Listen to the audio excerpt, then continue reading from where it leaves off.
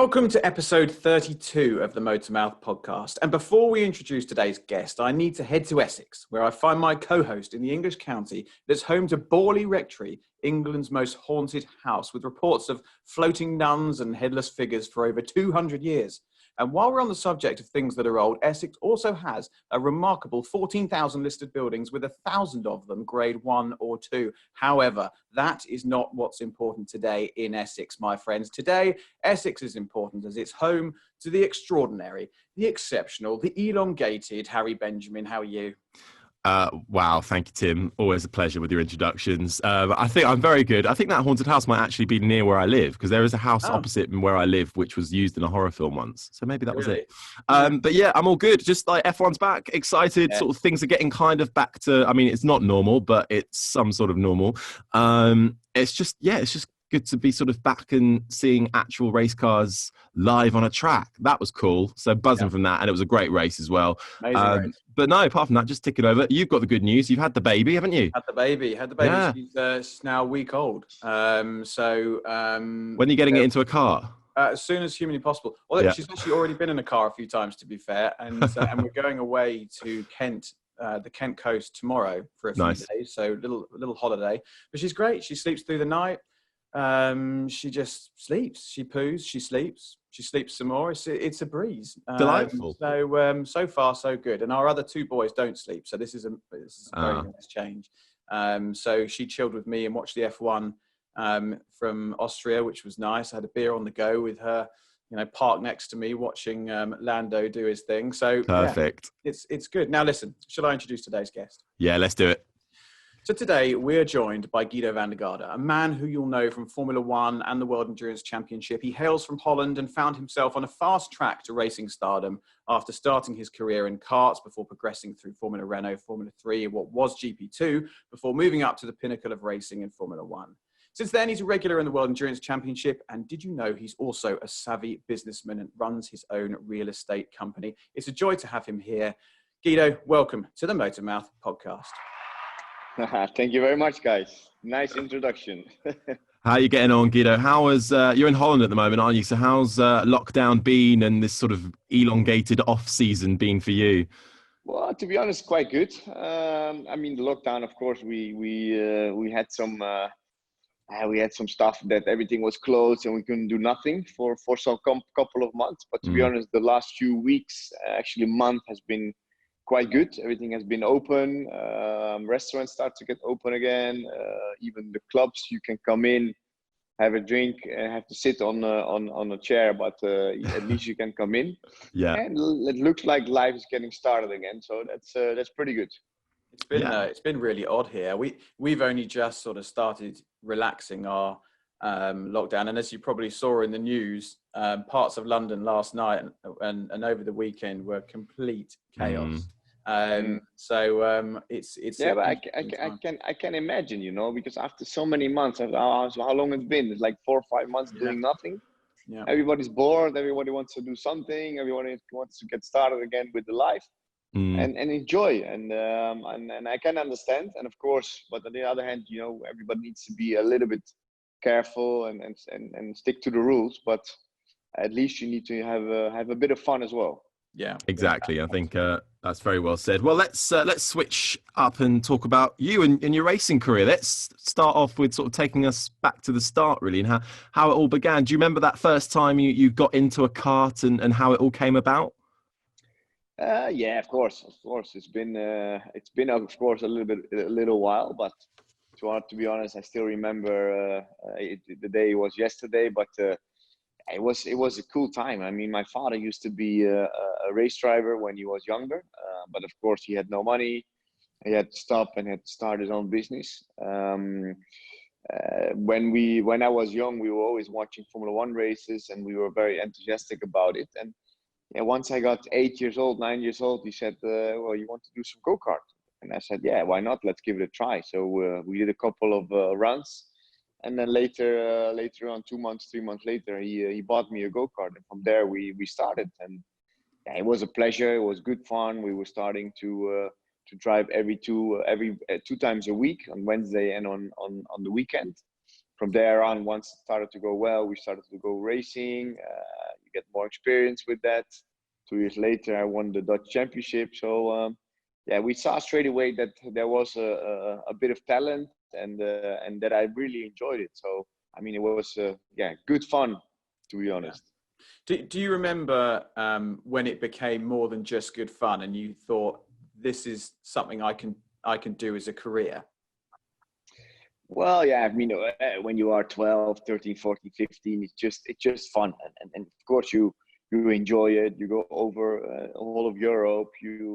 When you were 16, you started to go even worldwide. We went to Canada, we went to race in Japan.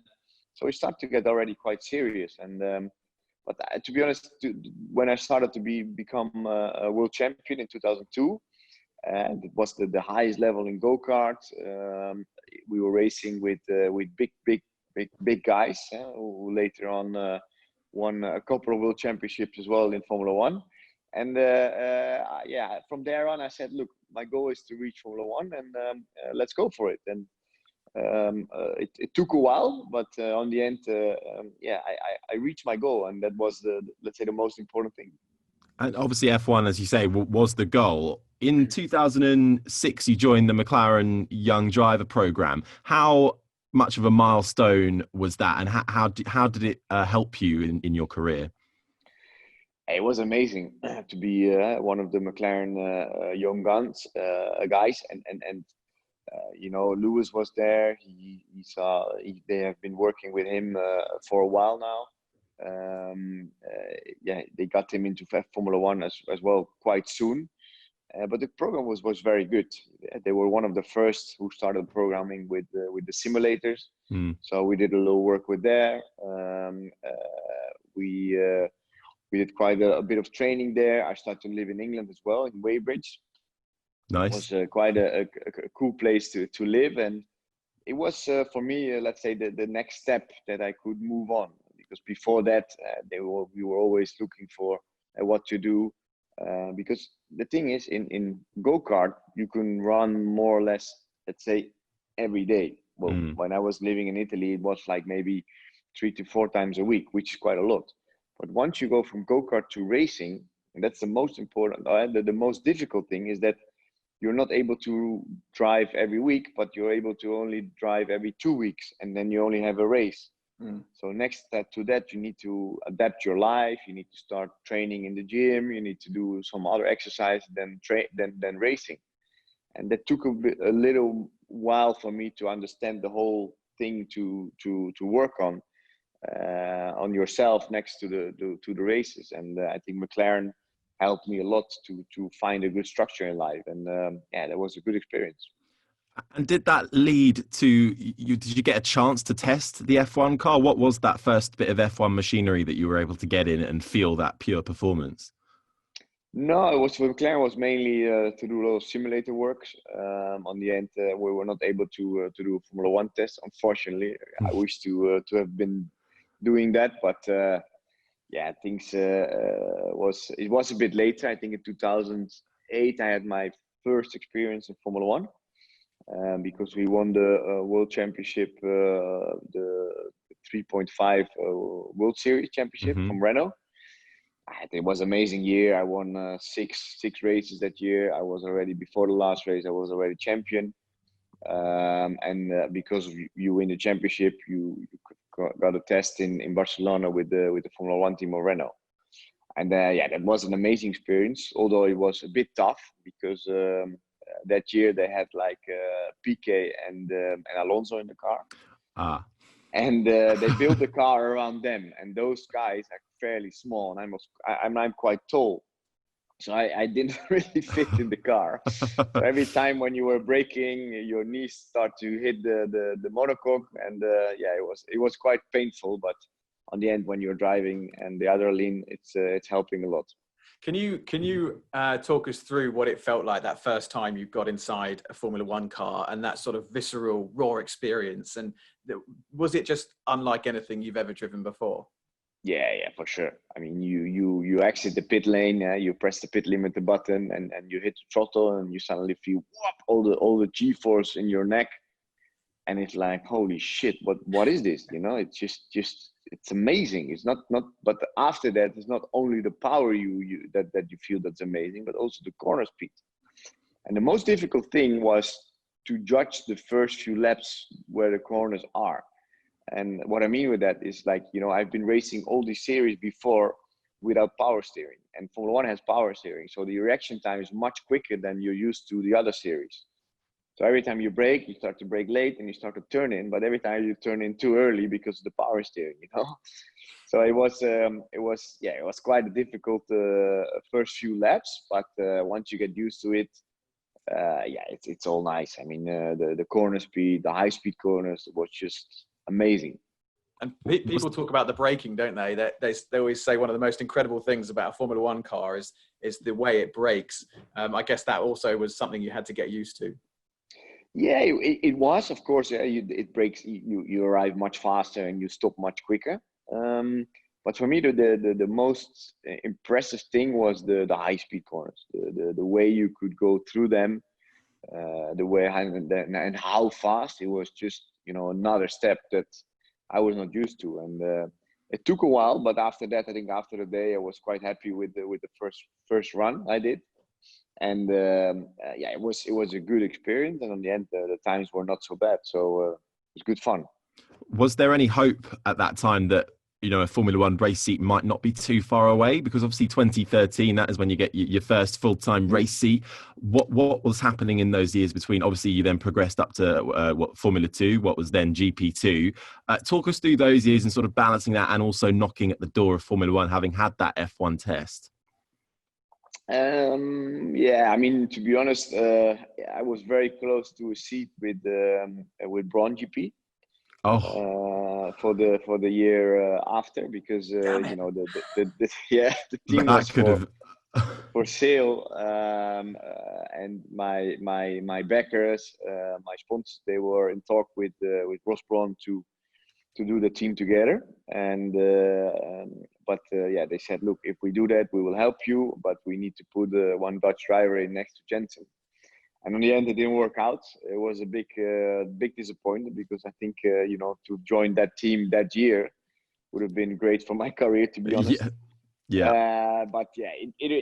was like it was, and I had to do a couple of years in GP2. Now it's called F2. More than I wanted, because every time I had a great season, especially in the third year I did, I supposed to either win or be second in the championship, and then the last race all went to shit, to be honest. And I finished fourth in the championship, and the year after I decided to quit F2 and to focus on Formula One. I got a contract with Caterham to be as a reserve and third driver. But on that year, they struggled to find a top driver in their GP2 team, so they decided to put me in. So I had to do another year there, and the team was still building up. So it was tough on the beginning. I mean, we were struggling a lot on the beginning of the year, but after a while, we got a decent setup. We won a couple of races. And then towards the end of the year, I got a lot of let's say 5 to 6 times a possibility to drive on the FP1 on the Formula One tracks. So free practice 1, and I did very, very well. The team was very, very happy and pleased the progression I made during the season, the things I did with the GP2 team. So then I deserved the seat in 2013, and then my dream came true, let's say. Yeah. And how was your mindset at this stage? Obviously, you've had the knockback with Braun, fine, you get over that. You make it to Formula One, you get your full-time race seat. It's not the quickest car in the world. It's not the quickest car on the grid, that's for sure. No. How did that affect you? Was it frustrating, or were you buying into the bigger picture and thinking, we're just building something here, let's just see what happens? How are you dealing with that? It's a good question. It was tough the first 4 to 5 races.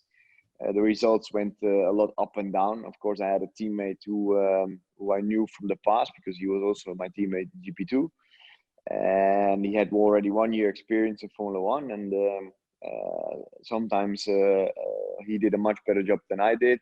Sometimes I did a better job than he did, but he was more consistent during the first few races. And I was very frustrated after 4 or 5 races that after 20 or 30 laps, you got passed by Sebastian Vettel with a blue flag. and a few years before, we were still teammates in Formula 3, and we were very close to each other by lap times. And suddenly, this guy was now 3.5 seconds quicker than me always. So it took me a while, but then I said to myself, look, the only thing what I can do is to beat my teammate.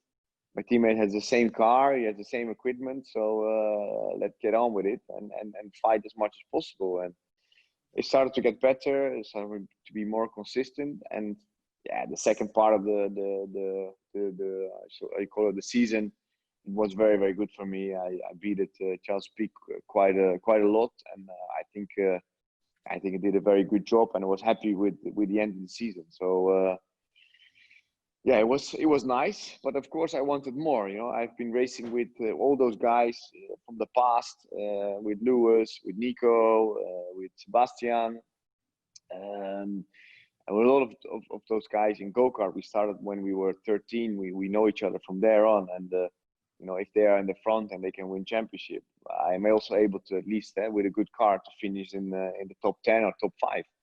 So I decided the year after to go to Sauber to be there the third and reserve driver, with an option to have a race seat in 2015. And of course, it was a step back from a race team seat to suddenly to be a test driver again.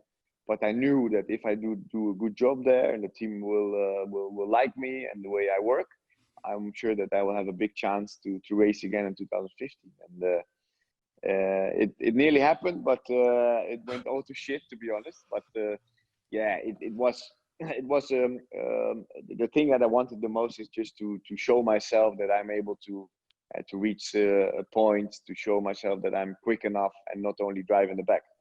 Yeah, yeah, absolutely. How do you look back at the sort of the end of your F1 career? Obviously, not the way anyone wants a career. You don't want your career to end in the first place, but obviously yours was very publicised as well. Yeah. You know, across all the tabloids, more so than any other F1 driver might experience. Obviously, you probably would have liked to stay in F1 longer, but do you regret anything that happened in your F1 career? Or are you happy with sort of you did the best you could with what you had? No, I think I did the best I could what I had. I wanted to race. I wanted to show myself how good I am, and to measure myself with the best in front of the in front of all the crowds. I got a shot with Sauber. I signed a contract there, and then they decided to put 2 other drivers in with more money,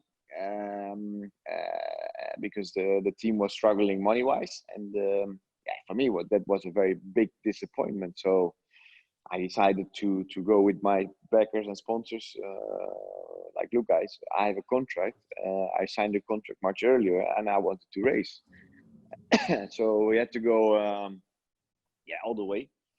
That was the only thing to at least reach to reach something, because I was all the time in my head. I was super fit. I was willing to give everything that season, but on the end, it turned out that I had no contract, or let's say no seat that season. They bought off my contract, and I was sitting home in 2015, and that was, to be honest, a very, very tough period, because you know, suddenly you had to see all the races from home.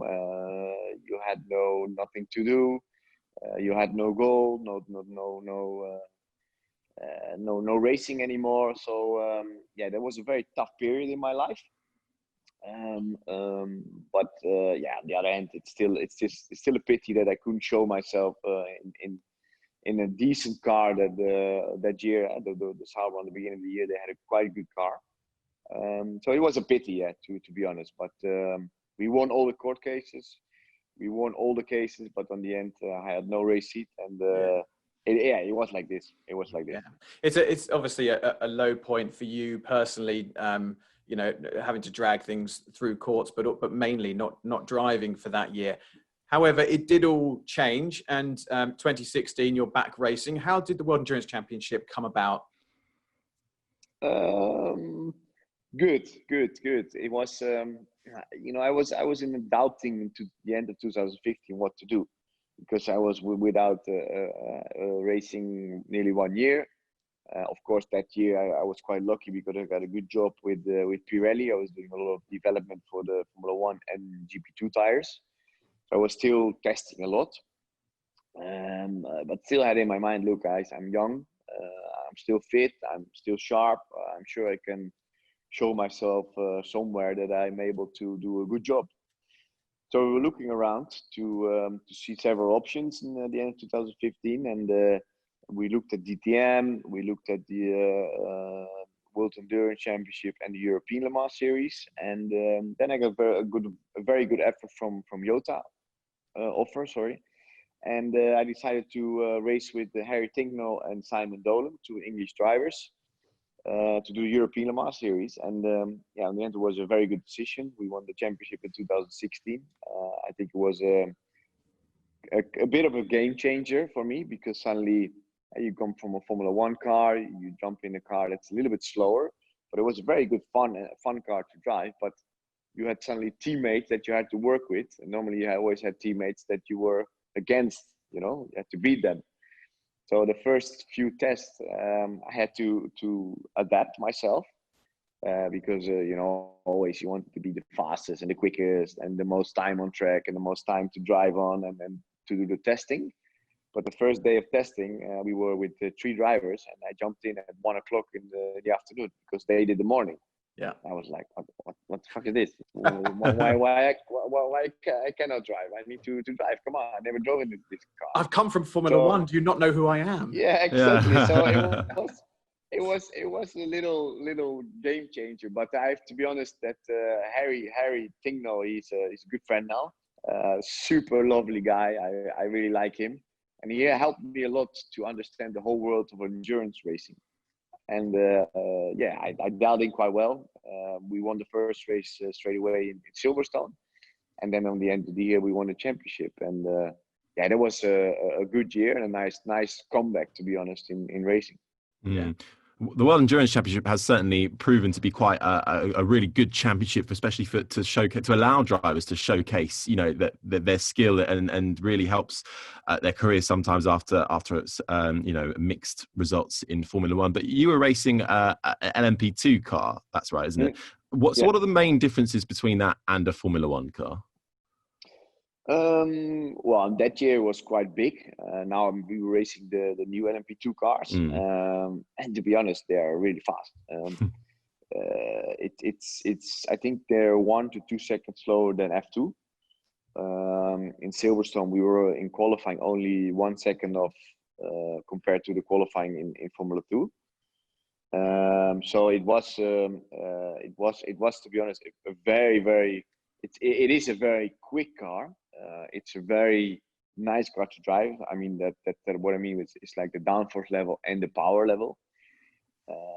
And of course you have to do it with teammates, and that's what I like. I mean, we have a great team now. A Dutch guy who owns a lot of supermarkets, Frits van Eert. He owns Jumbo supermarkets in Holland.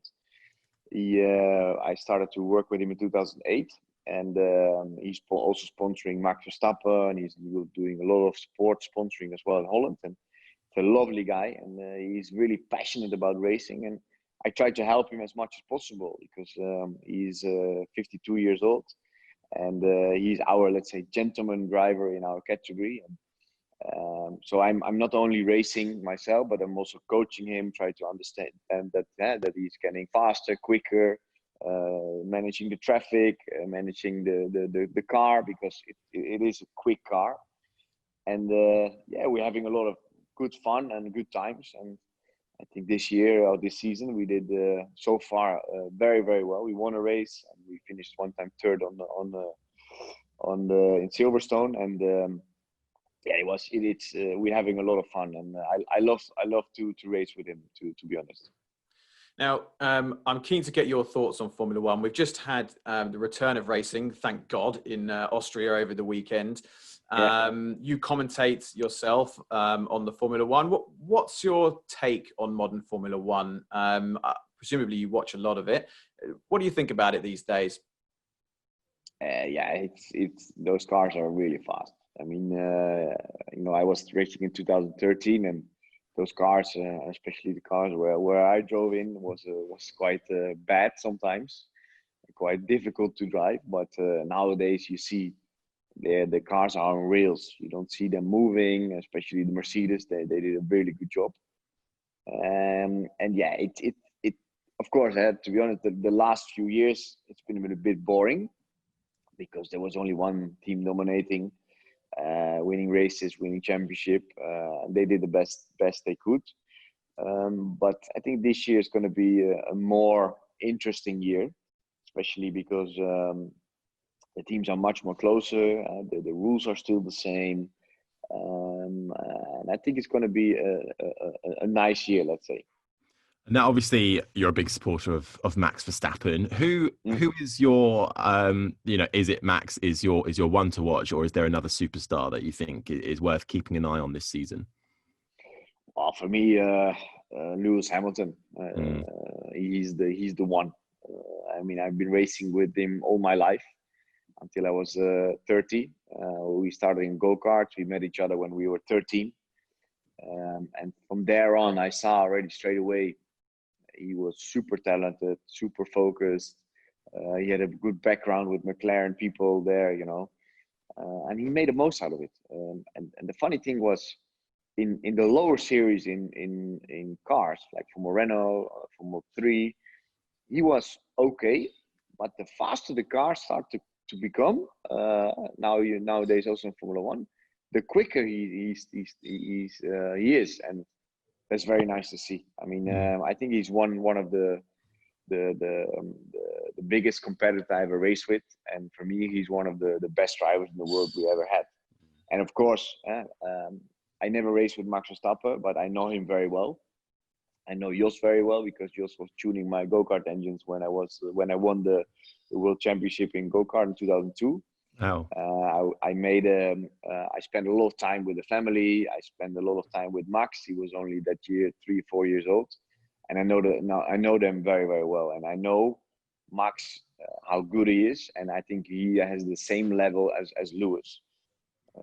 But unfortunately, the cars are not close enough yet this season. So I like to see them more closer and to see them battling, because I think that will be amazing for everybody on to see the races with them battling in front of you. When we have the rule changes finally come in and the cars are going to look very, very different, do you think that's going to have a big impact on the racing? Are we going to see a little bit closer? A car's going to be able to get closer to the car in front? I hope so. They made some changes already a couple of years ago. I think it helps, but it was not enough. But I think the new rules, it will be very good for Formula One, because we need more excitement, we need more overtaking. Although, don't forget that yesterday race was already, last weekend race was already quite interesting, and it was a lot of things were going on. So I think the whole field was already more close than ever. I think that's already good for Formula One, but for sure I'm looking to the new rules. I think we should just race in Austria every weekend. And thank God we're going there again this week. The only thing I was thinking was, and I was listening to Jenny Gow, who incidentally was on this show a few weeks ago, but she was talking on 5 Live about the race coming this weekend in Austria again, and having to go through FP1, FP2 on the Friday. What's the point? Is there a point? Do you think they'll change it up a little bit, or will it just continue as a normal race weekend?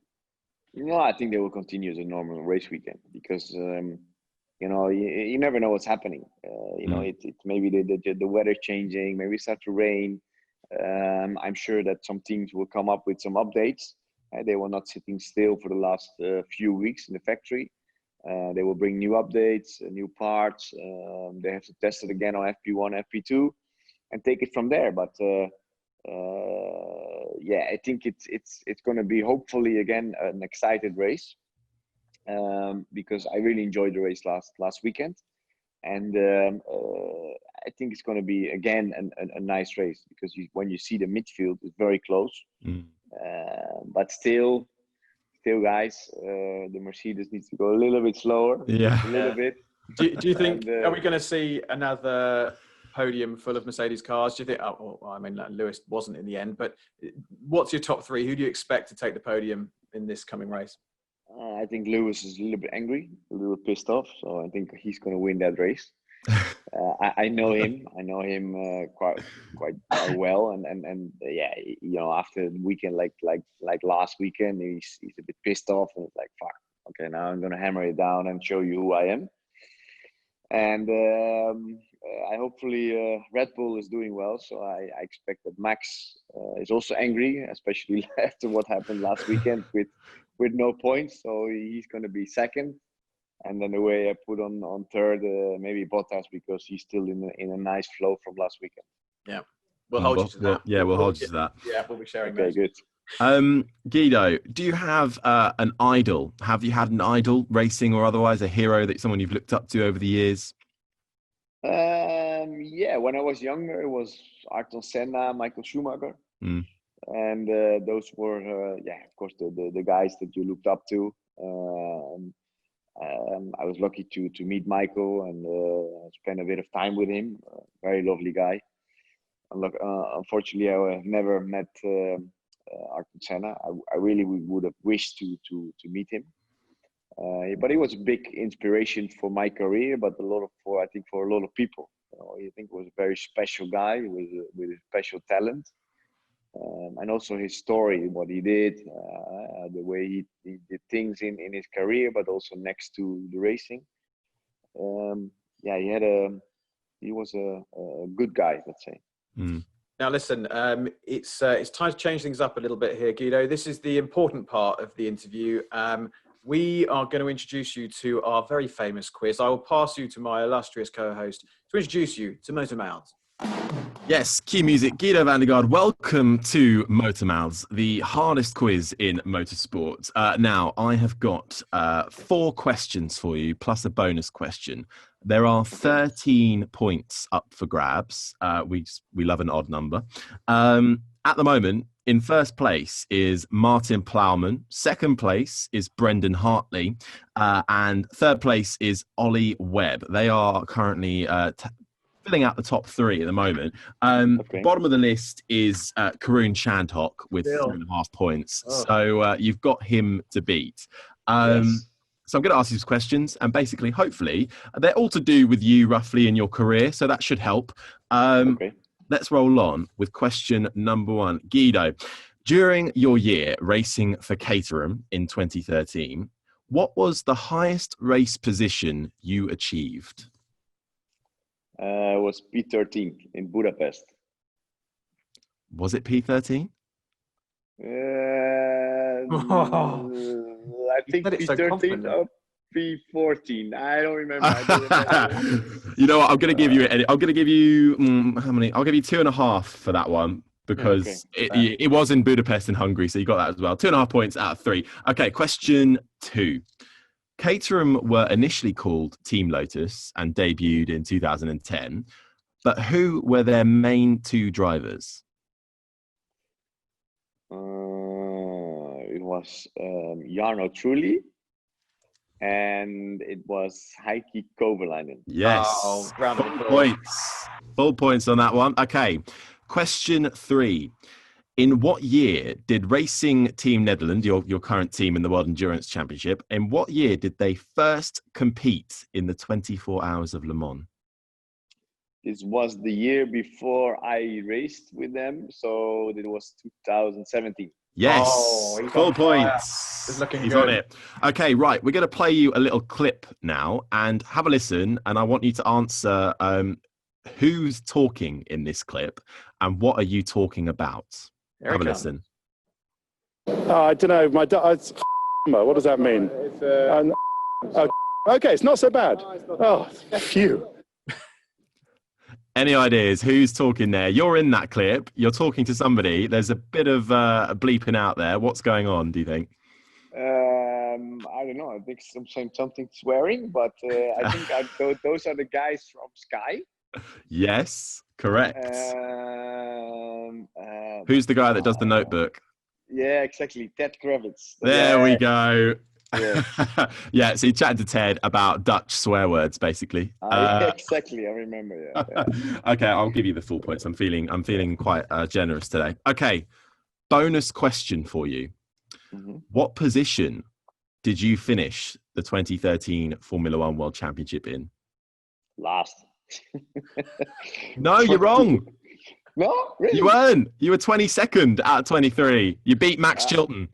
Oh, really? Yeah, Oh, you beat Chilton. okay. So not the Well, bottom. that's a good one. Okay. Not the bottom. I Okay, right. Let me do the maths. oh, 3. poor old Max in the Marussia. Yeah. Oh. Right. Well, Giedo, it doesn't matter that you were second to last in F1 because, let me just do the maths again. 3, 4, 5, 6, 7, 8, 9. You have shot up the leaderboard and you have taken 3rd place. So Giedo van der Garde, you are 3rd in the hardest quiz in motorsport. And we've had some big names on there. We've had Ido Mortara, Will Buxton, Buemi. David Coulthard could only manage 14th. So you've done very well there. Thank you, Giedo, for playing MotorMouths. Well done. Thank you. Oh, new person on the podium. That's what we like to see. Now, listen, Giedo, if you had access to a time machine, where would you go back to in your career? Would you change anything? Or is there any advice that you would have given your younger self to change what might happen in the future? Well, I'm not going back because, it doesn't make any sense.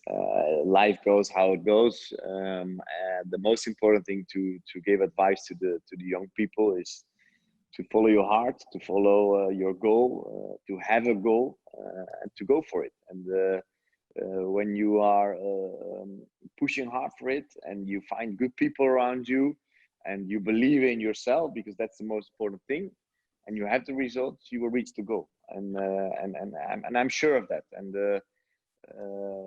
don't look back, always look forward. It has no sense to look back, and go from there. Are you still working with some young drivers? I know you've done some in the past. You've looked after a few guys. Are you still doing that? Yeah. I'm coaching now, on managing actually a young guy in go-kart. His name is Thomas ten Brinke. Last year he won the World Championship in junior, so he's a good guy, very quick. So hopefully he will start racing cars soon. I think next year we're looking at it at the moment. And I think he has the potential to do very well, and I hope to reach a high level with him. But we take it from each year, we look at it, results, how things are going, what are the structure, what to do next to racing, how you build him up to start racing, and it will be good fun to work with him. Yeah, that must be very satisfying, passing on your knowledge to a young driver and watching him come up through the ranks. But you're not exactly old yourself. You're 35, right? So you've still got racing left in you. Is there anything outside of WEC or Formula One? Is there anything else that you'd like to race in? Have you earmarked something in future years that you'd like to do? No. I mean, the LMP2, I really enjoy that. It's a good car, good racing. And I really enjoy to work with Frits van Eert, the driver I race with. And the only thing maybe I would like to do that's still on top of my list is to do the Daytona 24 hours. Mm-hmm. Of course, the 24 hours Le Mans, it was nice. We're going to do it again this year. But one thing that I really would love to do is the 24 hours Daytona. So hopefully I have the chance to do it already next year. But let's see. Still enjoying racing. I'm still quick, to be honest, so that's good, and I have the experience in the whole series, and that means a lot. And to be honest, I really like working with Frits. It's good fun. No interest in hopping across to a bit of Formula E action. No. It's not really my thing. Of course, the way they build it up, because I know the owners from the whole series quite well. Big respect to the guys. Big respect that they build up so fast. They have all the big manufacturers there. So I love to see the races. I tested myself the cars, and I don't really like it. No, not my thing. Well, fair enough. What's your road car though? What do you drive on the daily? I have a Porsche Macan. Nice. Yeah, it's a GTS, but I live in Amsterdam, so I'm not using it a lot. Yeah. But sometimes, with the family, I have a young boy from nearly 2 years old. It's quite handy to have a decent big car. So if we go out, that we can take a lot of stuff with us. And but when you live in a city like Amsterdam, everything you do with a bike, you cycle around, and that's good enough. Who's your best pal in racing? Best pal. In my racing days, when I was doing Formula One, it was Nico Hülkenberg. I'm still in touch with him quite a bit. It's a nice guy. I mean, I grew up with him. He was also a bit younger than me, but we were racing in the same go-kart team. And then we were in Formula One for 3 years together. Good guy, good fun, relaxed, super talented, mega fast. And nowadays, I think I'm getting along very well with Max, because I know him from when he was a very young boy, a child actually. And you come along with. I get along with a lot of people and a lot of drivers, and I'm an easygoing guy, so that's good. Just on Max, I'm curious. When you first saw him racing those years ago, could you see that there was something special in him even at that young early age? Yeah, straight away. I mean, even the first few years in go-kart, of course, it's tough to see. But once you go out and race in Italy, race the World Championship, European Championship, I was still in touch with Jos quite a bit, and you could hear already all around the paddock of go-karts, like, oh fuck, this guy is the one. Watch him, he will do well. Yeah. And he won European Championship, World Championship, and then he moved to cars. And straight away, the first few tests, first few races, it was super impressive. So yeah, hopefully he will win the championship in Formula One soon. The good thing in Holland, the racing is huge and big at the moment. A lot of people watching Formula One. It's a big happening here, so that's also good for me. Yeah, and there are some good Dutch teams. I mean, it's Van Amersfoort, isn't it? Who are one of the big teams in Holland. Do you think there'll ever be someone like them that makes the step up and has a team in F1? It's tough. It's tough to become a Formula One team. I think it's very hard. But of course, we also have MP Motorsport from Holland. They are doing F3 and F2 at the moment. I think they had a good race last weekend. They won with F2. They finished second with F3.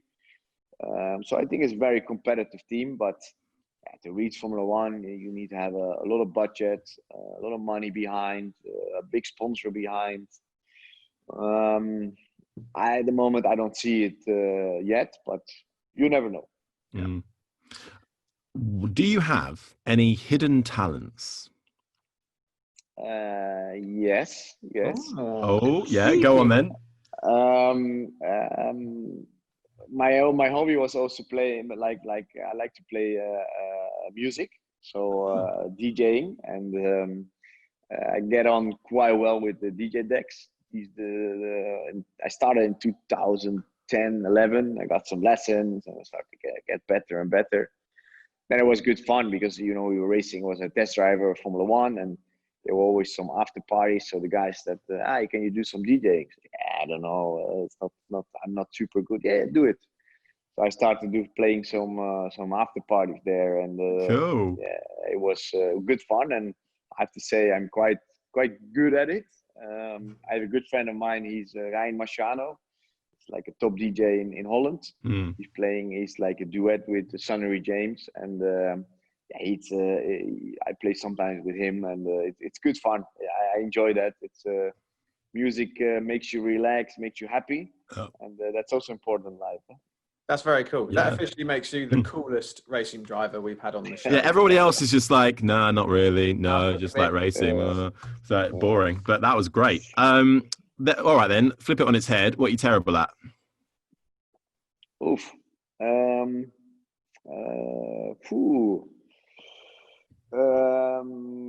Paperwork. Paperwork. Yeah.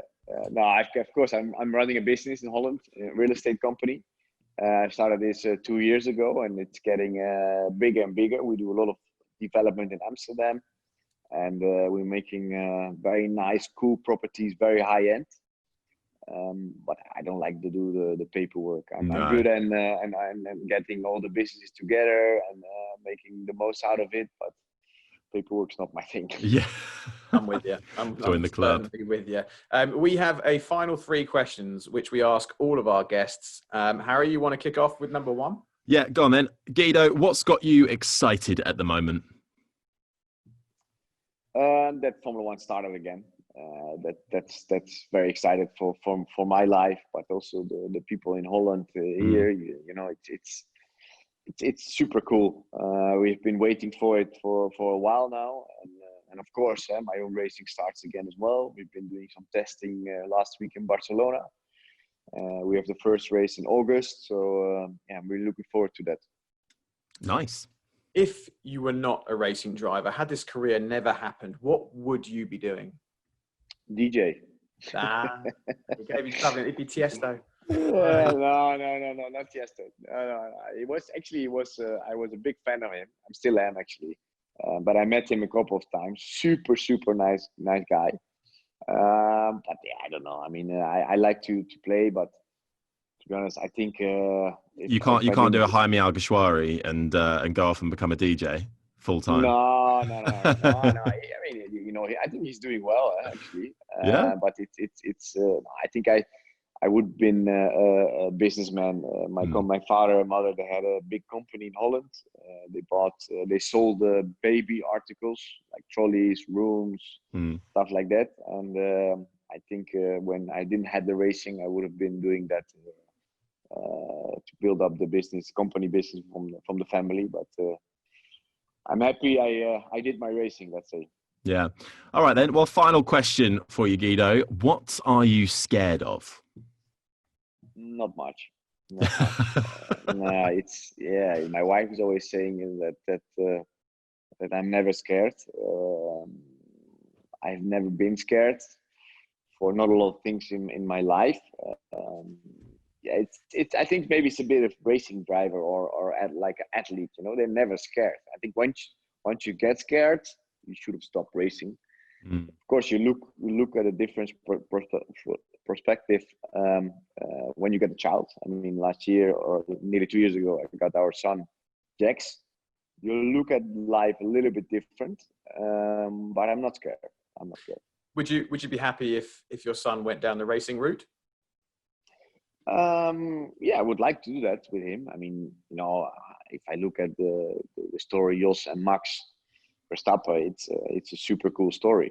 You know, the way they did it together and to get him in Formula One at a very young age, I think that's unbelievable. But if my son would love to race, I will not push him. But if he would love it, yeah, why not? But nowadays, the only thing what he likes is a ball. He likes to play football every day. The first word he was saying, not mommy, daddy, but ball. So maybe he's becoming a football player. Who knows? Excellent. Oh, well, brilliant. Well, hopefully we'll have a mini Van der Garde in the sporting world soon. Giedo, thank you so much for coming on to the MotorMouth podcast. It's been amazing to chat to you about your career and get your thoughts on Formula One. Looking forward to going racing again this weekend, of course, for the World Endurance Championship to get back going as well for you. But Giedo, thank you very much for coming on to the MotorMouth podcast. Yes, thank you very much, guys. I wish you all the best and let's keep in touch. Thanks, Giedo.